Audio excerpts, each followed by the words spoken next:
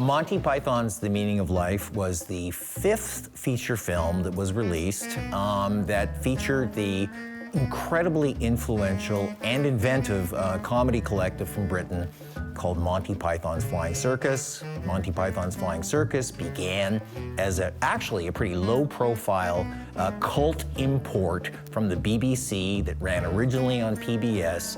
And as it began to build momentum, there was more and more sort of encouragement for the troupe to start making feature films.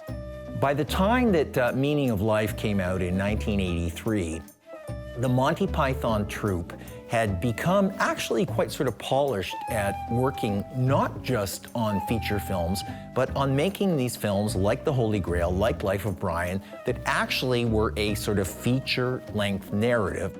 It's a really appropriate farewell to the Monty Python troupe because it did return to their sketch comedy roots. The first 15 minutes of the movie is directed by Terry Gilliam, and it's called the Crimson Permanent Assurance Company, and it is this unbelievably strange, funny, and odd account of a revolution that takes place in the towers of high finance in London.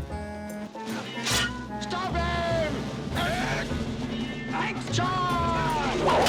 The other director of the film was Terry Jones. Terry Jones had a rather different sensibility than Gilliam's. Terry Jones was somebody who loves making fun of things via musicals. I'm a Roman Catholic and have been since before I was born.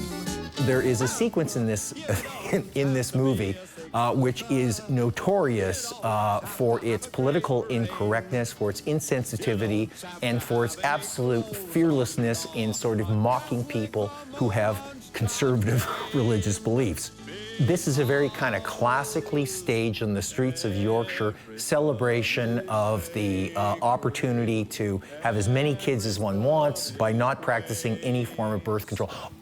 Even that sentence, only Monty Python could make something elaborate and funny about that.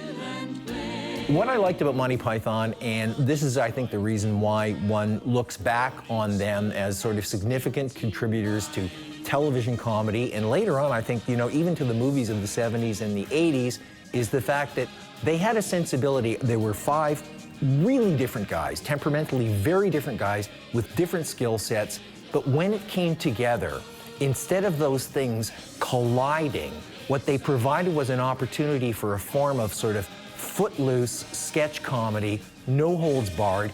This was an apt farewell for them because this was the Monty Python style that was first introduced and made them legendary in their television series.